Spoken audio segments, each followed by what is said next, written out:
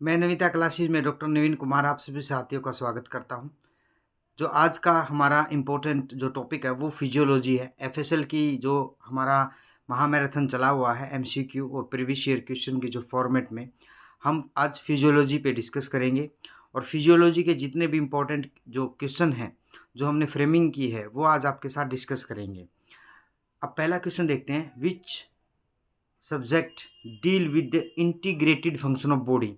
Body के जो function, जिस फंक्शन के द्वारा हम देखते हैं या जो इंटीग्रेट करते हैं, तो उस प्रोसेस को हम क्या बोलते हैं?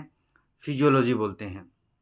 ठीक है, ह्यूमन फिजियोलॉजी, जो भी बॉडी के फंक्शन इंटीग्रेशन होता है उसको फिजियोलॉजी बोलते हैं। इसका ऑप्शन सी करेक्ट है।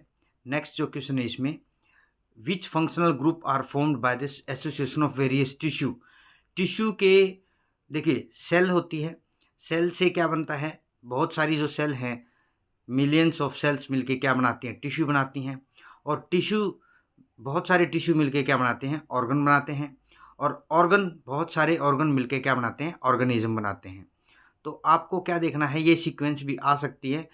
आप ये देखिए कि जो लैब असिस्टेंट का एग्ज़ाम है या डार्क रूम अटेंडेंट का एग्ज़ाम है, उसमें इस तरीके की सीक्वेंस भी पूछी जा सकती है। सेल किसको बनाती है? बहुत सारी सेल मिलके टिश्यू को बनाती हैं। बहुत सारे टिश्यू मिलके क्या अपना ऑर्गन को बनाते हैं। एंड ऑर्गन जो सिस्टम है वो एक ऑर्गेनिज्म का निर्माण करता है। जैसे ह्यूमन बीइंग की बात करें तो इसका जो आंसर होगा वो होगा आपका डी। जो फंक्शनल ग्रुप है are formed by the association of various tissue, वो क्या है? ऑर्गन होता है। ठीक है, अब है question number 3, what is the thickness of cell membrane. Cell membrane की जो थिकनेस है, आपको पता है ये सेल है, सेल जो है वो लिपिड बाइलेयर से बनी होती हैं। अब इन्होंने पूछ रखा है इसकी थिकनेस, इसकी जो थिकनेस है वो कितनी है? Option number 1 is correct, 70 to 100 angstrom. जो सेल मेम्ब्रेन है जिसको हम बायो मेम्ब्रेन बोलते हैं, लिपिड बाइलेयर भी बोलते हैं हम उसको। तो बच्चे जो भी मैं आपको बोल रहा हूँ इसको ना नोट कर लें या इसको ध्यान से सुने। ये क्वेश्चन आया हुआ है एचएसएससी के एग्ज़ाम में और वहीं से हमने इसकी फ्रेमिंग की है ताकि आप उस चीज़ों को समझें कि एचएसएससी किस तरीके के क्वेश्चन पूछने की कोशिश करता है। इसका ऑप्शन ए करेक्ट है, 70 टू 100 एंगस्ट्रोम क्या आता है? सेल मेम्ब्रेन की जो थिकनेस होती है। उसके बाद question number 4, cell physiology includes the application of most of laws of which subject. जो सेल फिजियोलॉजी है ना, वो जो हम देखें application of most of laws हैं जो किस सब्जेक्ट्स के अप्लाई सेल फिजियोलॉजी पे होते हैं, वो फिजिक्स और केमिस्ट्री के होते हैं। फिजिक्स और केमिस्ट्री के जो लॉज हैं, चाहे लॉ ऑफ थर्मोडायनेमिक है, ठीक है, लॉ ऑफ मास फॉर्मेशन है, तो इसी तरीके से एनर्जी का है, वो सारे के सारे। या हम बात करें केमिस्ट्री में केमिकल जो प्रोसेस होते हैं, जो सेल सिस्टम में इक्वेशंस हैं, जो सेल की केमिस्ट्री है, वो सारे के सारे क्या फिजिक्स और सेल केमिस्ट्री में हम उन लॉ को सेल सिस्टम में, सेल फिजियोलॉजी में अप्लाई करते हैं। Option number 3 is correct option. Now the property of cell that are equated with those of life includes. देखिए, जो प्रॉपर्टी है सेल की, हम उसको किस तरीके से, प्रॉपर्टी सेल की क्या होती है? Equated with the those of life. अब देखो सेल के अंदर क्या होती है? ग्रोथ भी होती है, ठीक है, रिप्रोडक्शन भी होता है, मेटाबॉलिज्म भी होता है।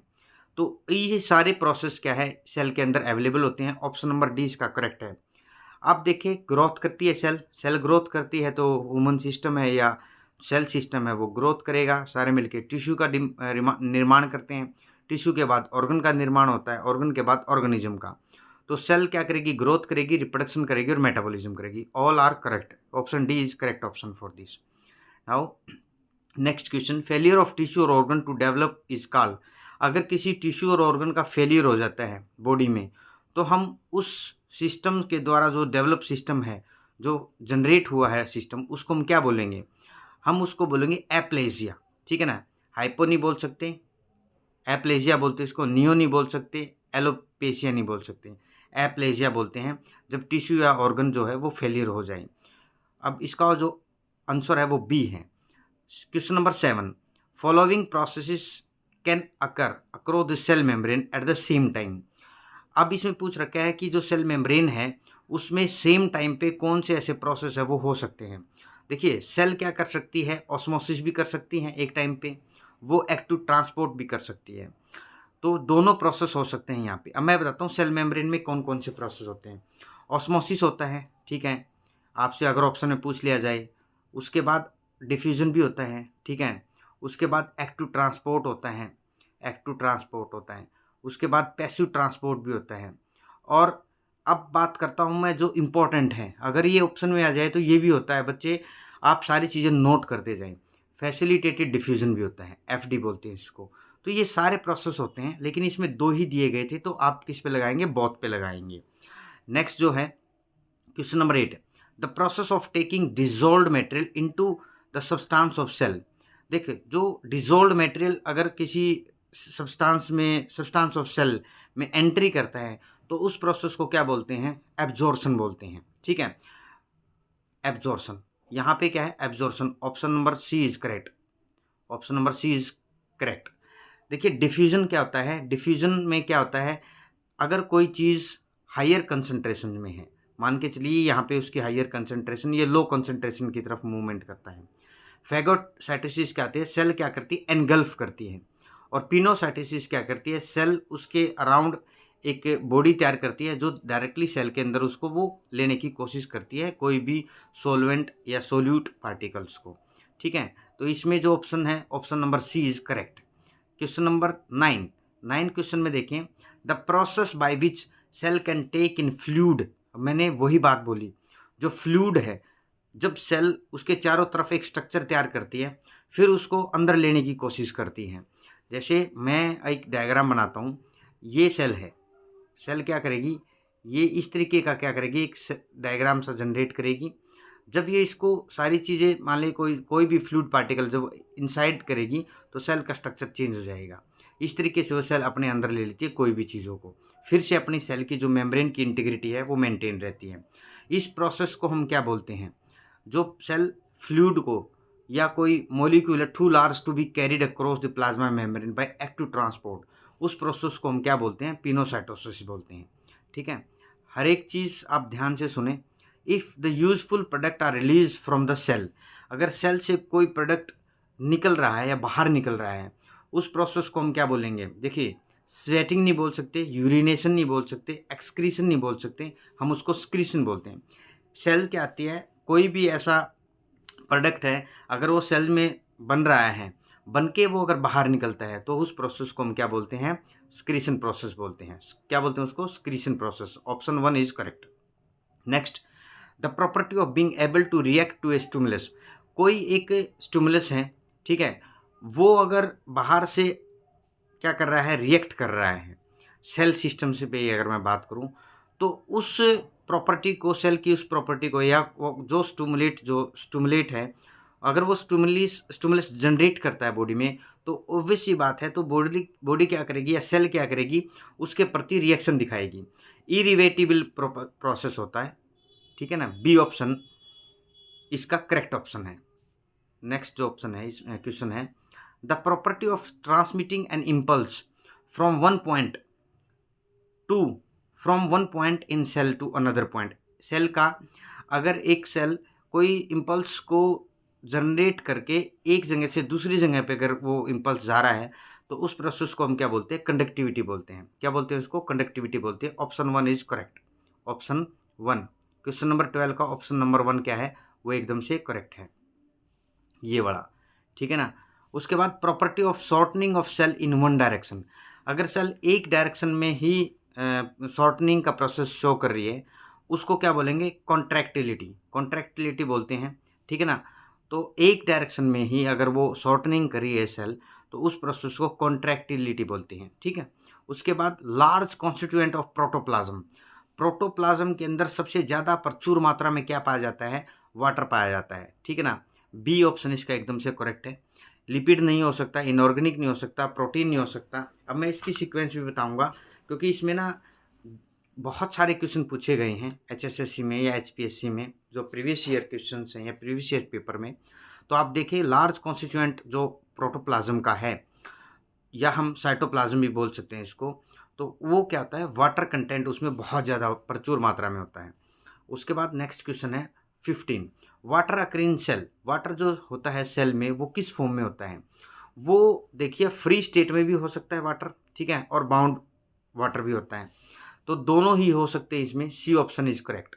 अगर वो फ्री स्टेट में है और देखिए उसमें भी क्या है, सेल के अंदर वो प्रेजेंट होगा, अगर वो बाउंड में है किसी कंपाउंड के साथ है तो दोनों ही होंगे free water as well as the bound water. तो ऑप्शन सी इज करेक्ट। अब पूछ रखा है next, how much percentage of water lie within the body cell. मैंने इन क्वेश्चनों की इस तरीके से फ्रेमिंग की है कि आप जैसे इनको स्टोरी की तरह सुने। अगर आप इनको स्टोरी की तरह सुनेंगे ना तो डेफिनेटली आप कोई भी अगर क्वेश्चन आएगा एग्जाम में तो आप इजी से निकाल लेंगे। How much percentage of water lies within the body cell, body cell के अंदर कितना परसेंटेज ऑफ वाटर होती है, ये क्वेश्चन है पूछ रखा है यहाँ पे। 40% होता है। बच्चे इसको ध्यान से देखें और इस चीज़ को समझ लें और रट लें एक तरीके से। 40% जो वाटर कंटेंट होता है सेल में वो 40% होता है बॉडी सेल में। नेक्स्ट क्वेश्चन जो है इसमें question number 17, how much percentage of water lies between the cell. अगर दो सेल हैं, ये तो सेल के अंदर की बात जो 40% हमने बताया था। अगर दो सेल हैं, एक सेल ये है और एक सेल ये है और बहुत सारी सेल है मान के चलिए, ठीक है, वो एक जगह पे हैं, तो इनके बीच की बात कर रखी है यहाँ पे, इस एरिया में, इस एरिया में, या इस एरिया में, या इधर इस एरिया में।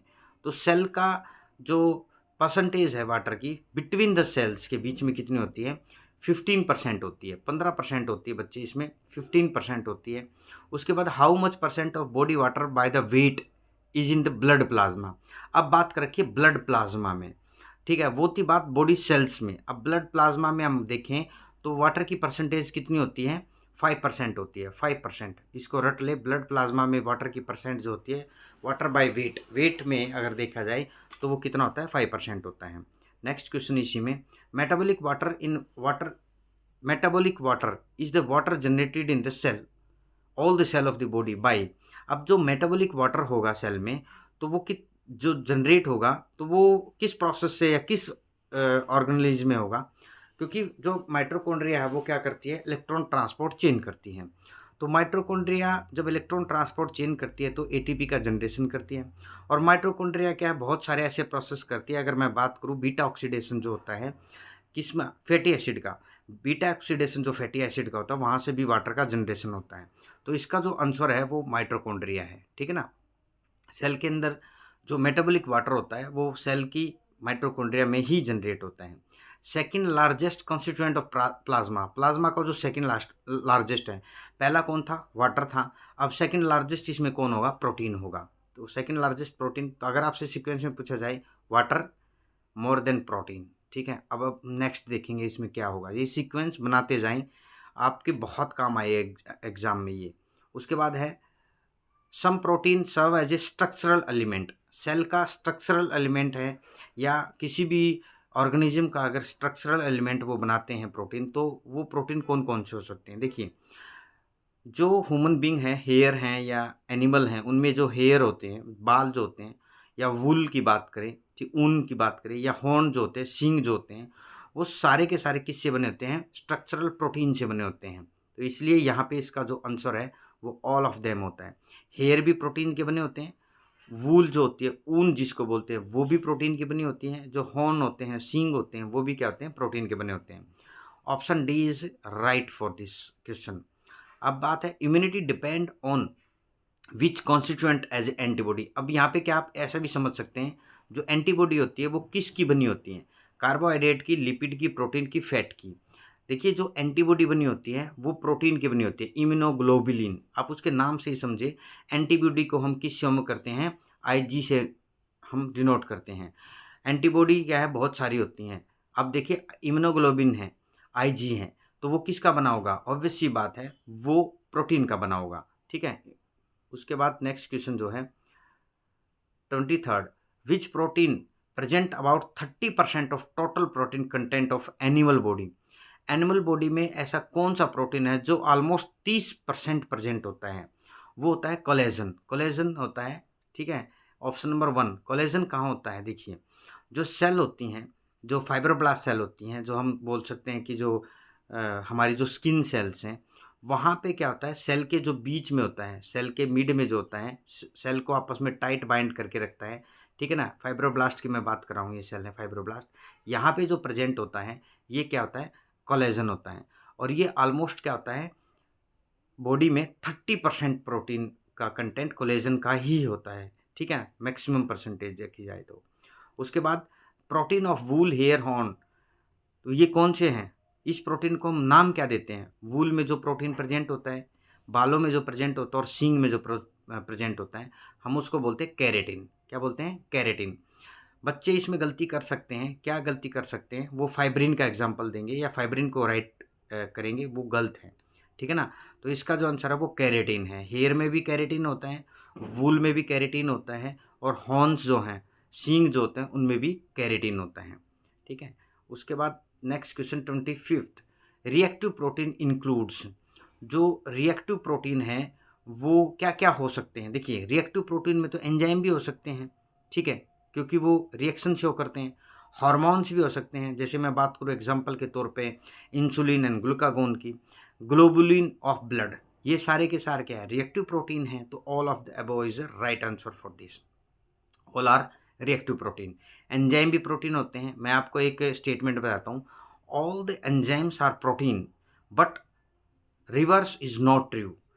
All the protein are not enzyme हम ऐसा नहीं बोल सकते, but all enzyme are protein हम बोल सकते हैं 99.9% except. Example is ribozyme. Ribozyme क्या होता है? आरएनए का बना होता है राइबोजाइम।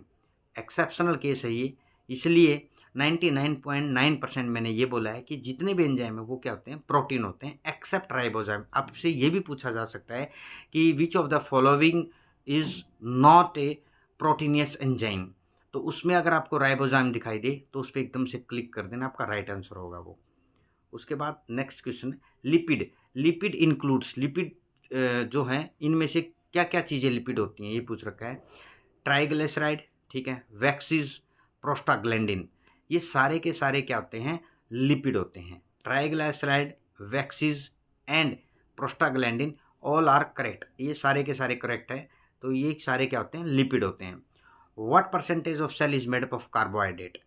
जो सेल है ना, वो कार्बोहाइड्रेट जो कंटेंट होता है उसमें कितना होता है? ओनली 1% होता है, ओनली 1%। ये भी अच्छा क्वेश्चन है, ये भी एक बार एग्जाम में पूछा गया था HSSC में। अब देखिए, अब हमने एक सीक्वेंस की थी जिसमें वाटर ज़्यादा था, उसके बाद क्या था? प्रोटीन था। अब देखिए, जो वाटर है वो तो सबसे कम है, 1% है। अगर आपसे इस तरीके से अगर सॉरी क्या नाम है, ये कार्बोहाइड्रेट है वो तो बहुत कम है। तो अगर इस तरीके की कोई सीक्वेंस आती है तो WPC, water, protein and this is carbohydrate, ठीक है। आप इस तरीके की सीक्वेंस पे राइट आंसर कर सकते हैं। उसके बाद है energy can be stored more efficiently.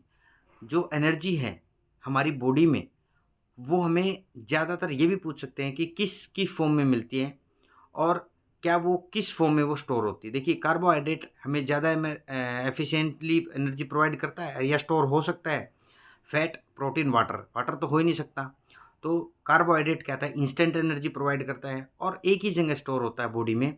ये भी आपसे क्वेश्चन पूछा जा सकता है, बॉडी में जो कार्बोहाइड्रेट स्टोर होता है वो कहाँ होता है? वो लीवर में होता है, ग्लाइकोजन की फॉर्म में होता है। ग्लाइकोजन क्या है? होमोपोलीसेकेराइड है। अब आंसर इसका फैट है, क्योंकि हमारी सेल में क्या होते हैं? एडिपोज टिश्यूज होते हैं, ठीक है ना। उनमें क्या होता है? फैट कंटेंट बहुत ज़्यादा होता है, ठीक है। थाई में देखें या बहुत सारे एरिया हैं बॉडी के अंदर जहाँ पे फैट का डिपोजिशन होता है। जैसे ही हमें बहुत एनर्जी की रिक्वायरमेंट होती है तो सबसे पहले कौन बर्न होता है? फैट ही बर्न होता है, ठीक है। उसके बाद विच और एफिशिएंटली हमें एनर्जी प्रोवाइड करता है? Fat. Which constituent in the cell has a high rate of utilisation as a energy? ऐसा कौन सा कंटेंट है, कॉन्स्टिट्यूएंट है सेल के अंदर जो हाई रेट ऑफ यूटिलाइजेशन होता है एनर्जी की फॉर्म में? वो कार्बोहाइड्रेट है। रीज़न बताता हूँ, कार्बोहाइड्रेट क्या था? इंस्टेंट एनर्जी प्रोवाइड करता है। जैसे ही हमने फास्टिंग की, ठीक है ना, हम व्रत रखते हैं, तो हमारी बॉडी में जितना भी ग्लाइकोजन लीवर में डिपॉजिट है वो सबसे पहले ब्रेक डाउन होता है, ठीक है ना। और ब्रेक डाउन होगा तो वो क्या देगा? हमें इंस्टेंट एनर्जी देगा। एग्जाम्पल लेता हूँ, हम जब हमें भूख लगती है, हम ट्रैवल करते हैं, हम किसको प्रेफर करते हैं? चिप्स को प्रेफर करते हैं, क्योंकि चिप्स क्या होती है? वो कार्बोहाइड्रेट है और वो हमें एकदम से इंस्टेंट एनर्जी प्रोवाइड करते हैं, ठीक है। इसका आंसर जो है वो क्या है? कार्बोहाइड्रेट है, हाई रेट ऑफ यूटिलाइजेशन होता है। अब बात आती है आरएनए की। Question number 30, RNA is intimately associated with the synthesis of which constituent of cell? RNA जो है वो किसके साथ एसोसिएशन करके सिंथेसिस जो प्रोसेस है उसमें हेल्प करता है? वो जो आरएनए है वो protein, RNA is intimately associated with the synthesis of which constituent of cell. RNA क्या करता है, वो राइबोसोम्स, ठीक है, उससे अटैचमेंट होती है, फिर ट्रांसलेशन प्रोसेस होता है। लेकिन वो आपसे ये भी पूछ सकता है वो कौन सा आरएनए है, वो है आपका एमआरएनए। ठीक है, मैंने एक वीडियो अपलोड की थी नविता क्लासेस चैनल पे, मैंने एक क्लास ली थी जिसमें मैंने डीएनए और आरएनए पे बहुत अच्छी कंसेप्ट बच्चों को दिए थे, तो उसमें आप जाके देख सकते हैं। एमआरएनए जो मैसेंजर आरएनए बोलते हैं, ये भी आपकी मैं बोलूँ कि लेबोरेटरी असिस्टेंट हैं, उनमें पूछ सकते हैं एमआरएनए को एलेबोरेट कीजिए, ये इसको इसकी फुल फॉर्म बताइए। एम से बनता है मैसेंजर आरएनए, ठीक है। आर से बनता आर आरएनए के अगर आपसे पूछ लिए वो बनता है राइबोसोमल आरएनए, आर से बनता है ribosomal. T R N A की पूछ ले तो टी से बनता है ट्रांसफर आरएनए, ठीक है ना। तो ये चीज़ें आपसे ये भी पूछी जा सकती है लेबोरेटरी अटेंडेंट, असिस्टेंट या डार्क रूम अटेंडेंट में। उसके बाद आता है इसी में हाउ मच परसेंट, इसका आंसर 30 का आंसर बी है बच्चे। प्रोटीन के साथ साथ क्या करता है वो सिंथेसिस करता है आरएनए। एमआरएनए जब राइबोसोम से बाइंड करता है तो ट्रांसलेशन प्रोसेस होता है, उससे प्रोटीन सिंथेसिस। ये भी पूछ सकते हैं कि किस प्रोसेस को प्रोटीन सिंथेसिस प्रोसेस बोलते हैं, ट्रांसलेशन को बोलते हैं। और ये भी पूछ सकता है कि किस प्रोसेस को या किस प्रोसेस के द्वारा एमआरएनए का क्या सिंथेसिस होता है, वो होता है ट्रांसक्रिप्शन प्रोसेस। थर्ड क्वेश्चन ये भी पूछ सकता है, अगर डीएनए की कॉपी बनानी है सेल में या डीएनए की कॉपी सेल बढ़ा रही है, उस प्रोसेस को क्या बोलते हैं हम, डीएनए रेप्लिकेशन बोलते हैं, ठीक है ना। How much percentage of inorganic material is contained in bones, bones में जो इनऑर्गेनिक मटेरियल है, ठीक है ना, वो कितना होता है, ये क्वेश्चन है यहाँ पे। वो आपका 65% होता है inorganic material, inorganic. Next, which mineral is an essential part of thyroxine, जो थायरोक्सिन है ना उसका एसेंशियल पार्ट कौन सा होता है, वो होता है आयोडीन, ठीक है, आयोडीन। ये तो नॉर्मल क्वेश्चन है। गोइटर डिजीज होती है या हम बोले जो थायराइड जो ग्लैंड है, तो ये थायरॉक्सिन जो है वो आयोडीन से क्या होता है, बाइंड करता है, एसेंशियल पार्ट है ये थायरॉक्सिन का। विच mineral is essential part of haemoglobin, haemoglobin जो है उसकी जो चेन होती है, दो अल्फ़ा और बीटा, वो 4 फॉर्म में टेट्रामर में प्रेजेंट होती हैं। तो कौन सा मिनरल होता है हीमोग्लोबिन में, वो आयरन होता है, आयरन, ठीक है ना। हीमोग्लोबिन किसके काम आता है, हीमोग्लोबिन ऑक्सीजन ट्रांसपोर्ट के काम आता है। बच्चे ये भी पूछा जा सकता है आपसे, तो इसलिए आप ध्यान रखें। आपको यहीं से पता लग रहा होगा हीम और ग्लोबिन, हीम और ग्लोबिन, इसको बीच से ब्रेक कर दो, ये बन गया आपका हीम का मतलब क्या होता है, आयरन ही होता है, और ग्लोबिन क्या है, एक प्रोटीन है, ठीक है। उसके बाद नेक्स्ट क्वेश्चन है हमारा, electrolytes are essential, specially essential to which cell, जो इलेक्ट्रोलाइट्स हैं वो किस सेल के लिए इम्पोर्टेंट है, नर्व सेल के लिए, मसल्स के लिए और बोथ के लिए। अगर मैं बात करूं जो इलेक्ट्रोलाइट्स हैं वो क्या है, दोनों प्रोसेस के लिए क्या है इम्पोर्टेंट है। ऑप्शन सी के साथ हम जाएंगे, option C is correct answer for this. Which is the must, most है ये, मस्ट गलती से टाइपर एरर है, most abundant major iron found in the cell, ठीक है। आपका आयन है ये, ion found in the cell, cell में अंदर सबसे ज़्यादा अबंडेंट जो आयन होता है वो क्या होता है, पोटेशियम होता है, पोटेशियम, ठीक है। अबंडेंट होता है, बच्चे गलती मत करना है इसमें, पोटेशियम होता है। बच्चे इस पे सोडियम देने की कोशिश करेंगे लेकिन सोडियम नहीं होता, सोडियम से ज़्यादा सेल में क्या होता है आयन, वो पोटेशियम होता है। Protein can exist in cell in form of, protein जो है सेल में किस फॉर्म में मिलता है, कोलाइडल पार्टिकल में, क्रिस्टलॉइड पार्टिकल में, बोथ में। जो प्रोटीन होता है वो कोलाइडल फॉर्म में मिलता है, किस फॉर्म में मिलता है, कोलाइडल फॉर्म में मिलता है। आप देखिए जो मिल्क है, हम जो मिल्क डेली लाइफ में लेते हैं तो उसमें भी प्रोटीन जो होता है, कैसिन प्रोटीन है, बहुत सारे प्रोटीन है। और ये भी क्वेश्चन पूछा जा सकता है, मुझे याद आया कि प्रोटीन जो मिल्क है उसमें कौन सा प्रोटीन होता है, वो कैसिन प्रोटीन होता है, कैसिन, कैसिन प्रोटीन, ठीक है। लास्ट क्वेश्चन है आज का हमारा, which transmembrane movement involve the carriers, एस कौन सा ट्रांसमेम्ब्रेन मूवमेंट है सेल का जो कैरियर या हम बोल सकते हैं ट्रांसपोर्टर की हेल्प लेता है। फैसिलिटेटेड डिफ्यूजन में भी ट्रांसपोर्टर की हेल्प लेता है और एक्टिव तो लेता ही लेता है, तो दोनों ही इसके आंसर होंगे C. Last question is 38। Sugar depend on which mechanism to enter the cell. जो शुगर होती है वो सेल में किस मैकेनिज्म से एंटर करती है? फैसिलिटेटेड से, एक्टिव से, बोथ से। शुगर जो सेल में एंटर करती है वो फैसिलिटेटेड डिफ्यूजन से एंटर करती है। Option 1 is correct. बच्चे इसको गलती से भी एक्टिव ट्रांसपोर्ट मत कर देना, ये फैसिलिटेटेड डिफ्यूजन में होता है।